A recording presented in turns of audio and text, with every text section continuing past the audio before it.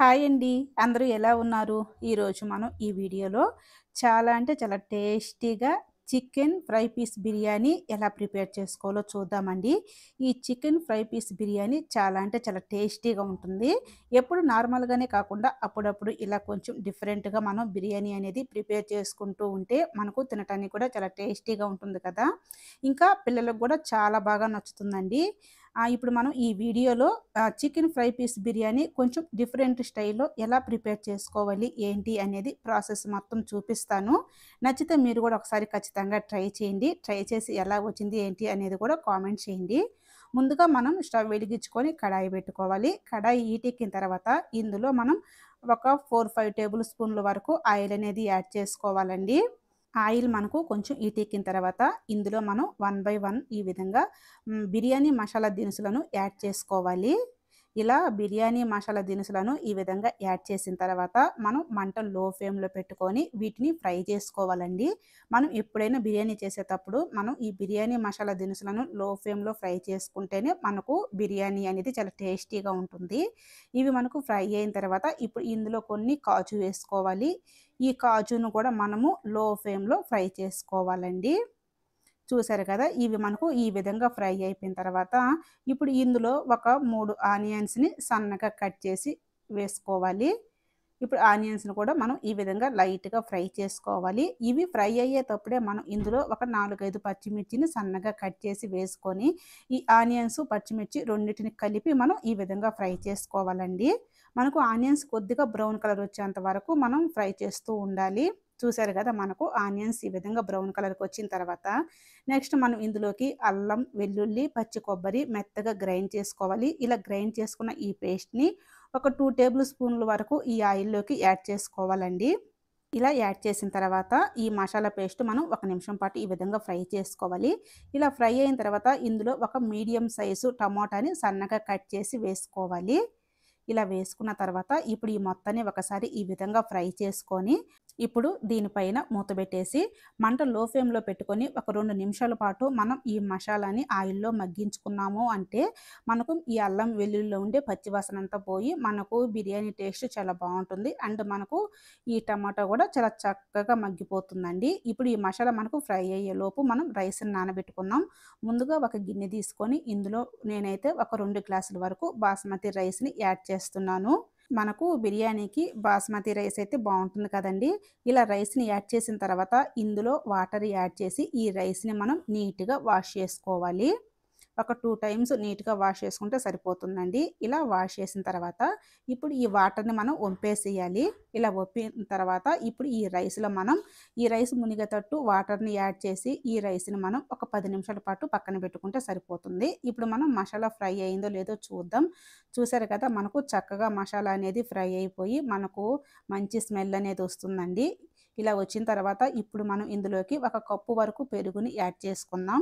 ఇలా పెరుగుని యాడ్ చేసిన తర్వాత ఈ మొత్తాన్ని ఒకసారి మనం ఈ విధంగా కలిపేసుకున్నామండి. ఇలా పెరుగుని యాడ్ చేసుకోవటం వల్ల మనకు బిర్యానీ అనేది కొంచెం జ్యూసీగా అండ్ చాలా టేస్టీగా కూడా అనిపిస్తుందండి. చూసారు కదా! మనము పెరుగు వేసేసి ఈ విధంగా కలిపిన తర్వాత ఇప్పుడు ఇందులోకి మనం చికెన్ అనేది యాడ్ చేసుకోవాలి.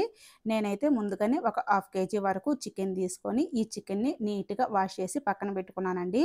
ఇప్పుడు ఈ చికెన్‌ని మనము ఈ కడాయిలోకి యాడ్ చేసేసుకోవాలి.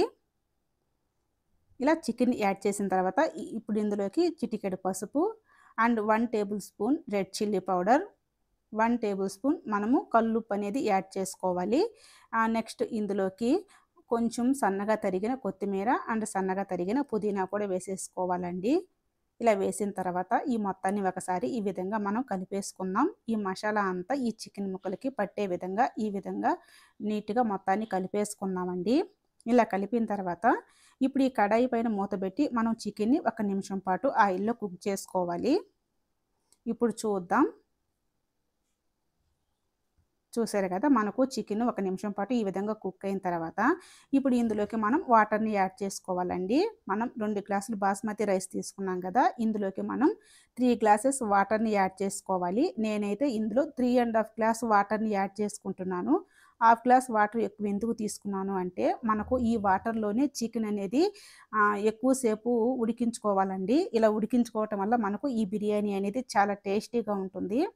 మనం తీసుకున్న హాఫ్ గ్లాస్ వాటరు ఇనికిపోయేదాకా మనం ఈ చికెన్ అనేది చాలా మెత్తగా ఉడికించుకోవాలి.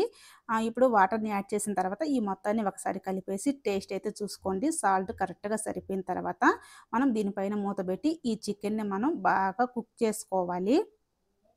ఇప్పుడు చూద్దాం. చూసారు కదా, మనకు ఈ చికెన్ అనేది చాలా చక్కగా కుక్ అయిపోయింది. ఇప్పుడు ఏం చేయాలంటే మనం ఒక గరిటె తీసుకొని ఈ చికెన్ మొత్తాన్ని కూడా మనం వేరే బౌల్లోకి తీసేసుకుందాం. చికెన్ మొత్తాన్ని కూడా మనం ఇదే విధంగా వేరే బౌల్లోకి తీసేసుకున్నామండి. ఈ వాటర్తో మనం బిర్యానీ చేసుకున్నాము అంటే మనకు సైడ్ డిష్ ఏం లేకపోయినా కూడా ఈ బిర్యానీ రైస్ అనేది చాలా అంటే చాలా టేస్టీగా ఉంటుంది.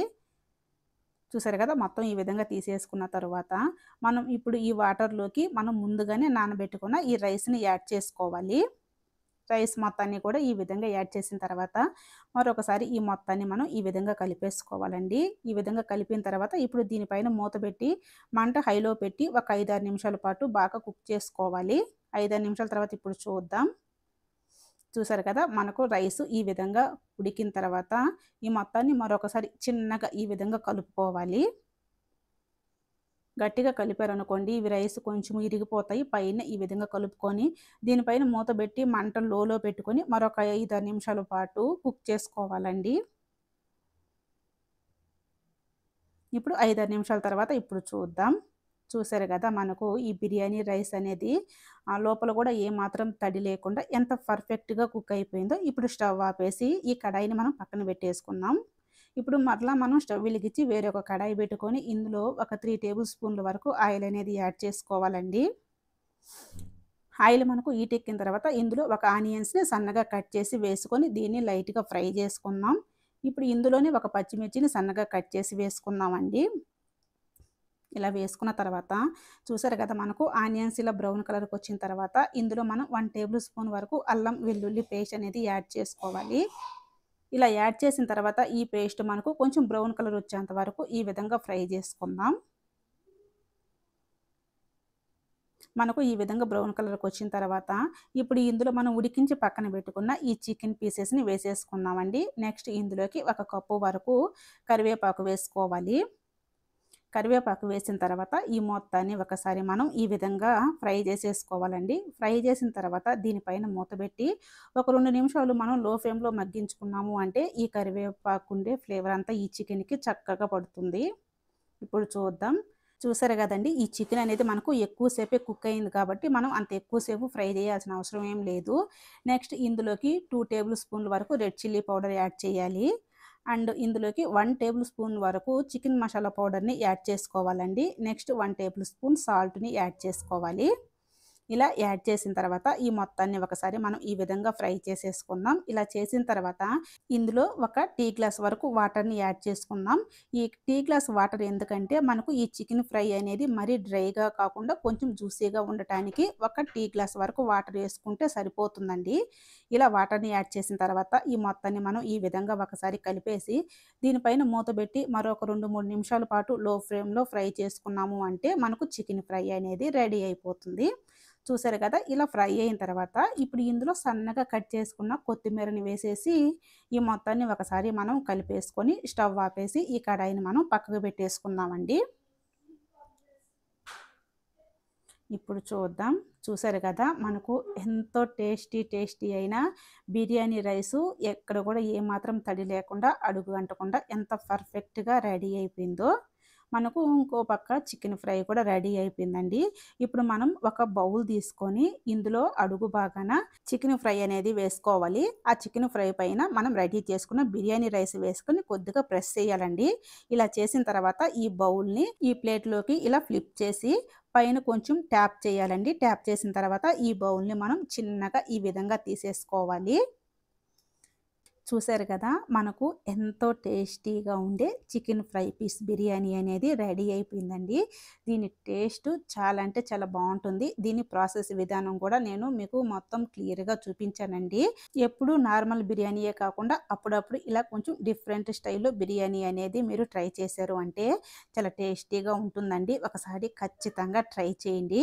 ట్రై చేసి ఎలా వచ్చింది ఏంటి అనేది మాత్రం తప్పకుండా కామెంట్ చేయండి. అంతేకాకుండా ఫస్ట్ టైం గనుక మీరు ఈ వీడియో చూస్తున్నట్లయితే ఒక చిన్న లైక్ చేసి అలానే మన ఛానల్‌ను కూడా తప్పకుండా సబ్స్క్రైబ్ అయితే చేసుకోండి. కామెంట్ చేయటం అస్సలు మర్చిపోవద్దు. Thank you for watching. Bye bye.